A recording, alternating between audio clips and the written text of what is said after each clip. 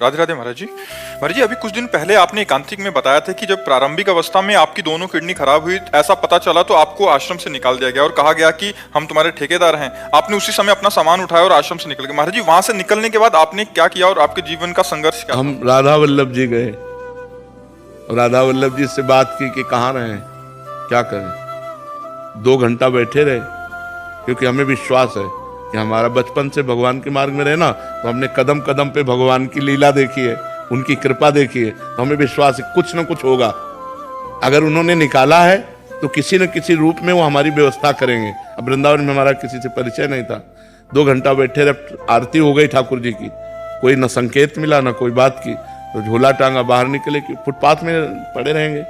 जो ही निकले तो एक संत मिले, तो ऐसे ही राधे राधे करते। उनका कहाँ झोला टांगे जा रहे हो, तो बताया।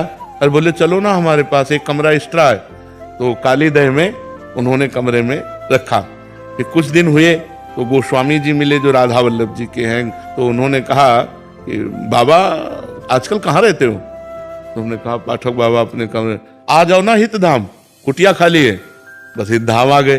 तो हमारा जीवन का जो मोड़ हुआ वो हितधाम से हुआ।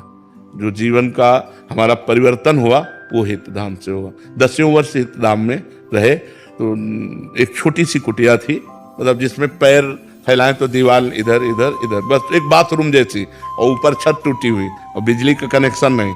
तो जब 10-12 वर्ष हो गए, हमारा चमत्कार सब हुआ है भगवान का हमारे साथ, मतलब तो हम आश्चर्य माना। तो स्वामिनी कुंज जो बनी थी जिसमें हम सत्संग करते थे, वो सब आपस में मिल करके सब बन गए। हमको पता भी नहीं चला कैसे क्या बन गए। और बस फिर राधा के कुंज बनी, तो धीरे धीरे देख ही रहे सब। यहाँ तक ऐसे जीवन यात्रा हुई।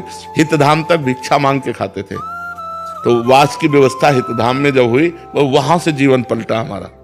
वहां से जीवन पलटते पलटते अब देखो ये जीवन आ गया कि भगवान समाज की सेवा दे दी। ऐसे बैठकर बात करने का, लाखों लोग प्यार करते हैं। तो भगवान की कृपा से जिसको कोई पानी देने वाला नहीं था, आज हजारों लोग प्यार करने वाले हैं। ये भगवान का सब दिन होत ना